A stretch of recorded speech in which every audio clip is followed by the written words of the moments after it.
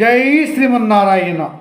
ఈరోజు మనం ధర్మపదం గ్రంథములోని చాప్టర్ 4 విభాగం 81 శ్రీకృష్ణుడితో సంధి పలుకులు పలుకుతున్నటువంటి భీమసేనుడు చూద్దాం. బాబా భీమసేన, నేను మీ తరపున కృషభకు రాయబారిగా వెళ్తున్నాను. సంధిలో నేను నీ తరపున చెప్పవలసిన మాటలు ఏమిటో నాకు చెప్పుము అని అడిగాడు శ్రీకృష్ణ పరమాత్మ భీమసేనుడిని. చెప్తున్నాడు భీమసేనుడు, బావా, సంధి వచనములు నావిగా చెప్పుము. లక్ష్మీ వల్లభ, మాకు యుద్ధం జరుగుతుందనే భయాన్ని కలుగుచేయకు. ఆ దుష్ట దుర్యోధనుడు అణిగి మణిగి ఉండే విధముగా సంధి చేసుకొని రమ్ము. ఆ దుర్యోధనుడు పరమ కుత్సితుడు, దుర్మార్గుడు. మంచి మాటలు అతని చెవికి ఎక్కవు. అతడు ఒకవేళ నీవు ధర్మంగా సంధికి ప్రయత్నిస్తే నీకు హాని చేసినా చేయవచ్చు. బావా శ్రీకృష్ణ, మా అన్న ధర్మరాజు, నా తమ్ముడు ఫల్గునుడు కౌరవులతో యుద్ధం చేయడానికి ఇష్టపడట్లేదు. మనకి వారు దాయాదులు, వారితో యుద్ధం ఎందుకు అంటున్నారు. అందుకనే ఆ దుర్మార్గుడు దుర్యోధనుడు మా పైన చేయాల్సిన అఘాయిత్యాలన్నీ చేస్తూనే ఉన్నాడు. కానీ ఆ దుష్ట దుర్యోధనుడికి మేము వారితో కలిసిమెలిసి సమానంగా ఉండటం ఇష్టము లేదు.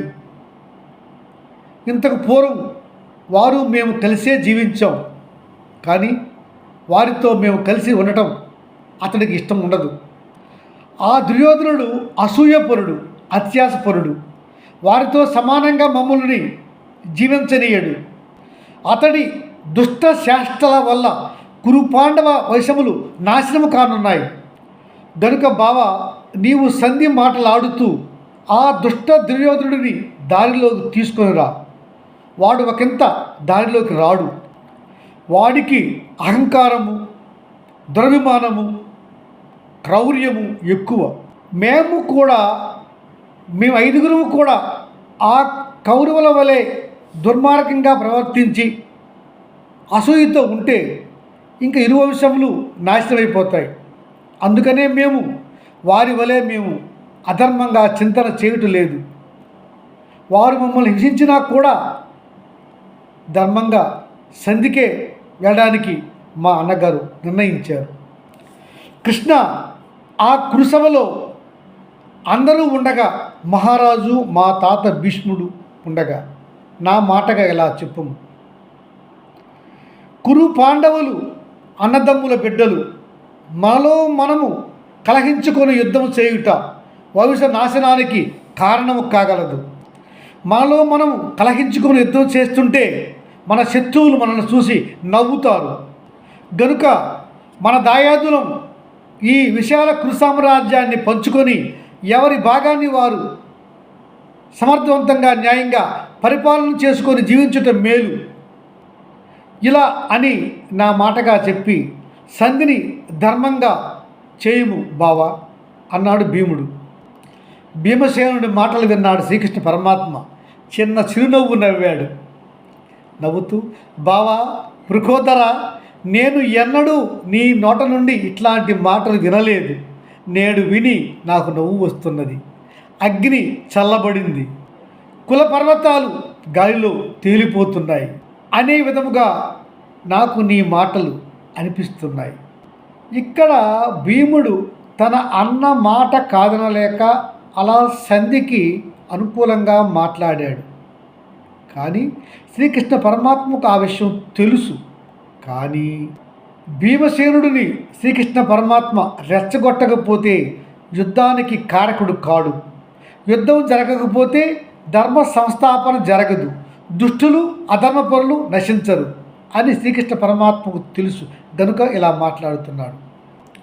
కీచకాంతక, దుష్ట రాక్షస సంహారక, జరాసంధ సంహారక భీమసేన, నీవేనా ఇట్లా మాట్లాడుతున్నావు?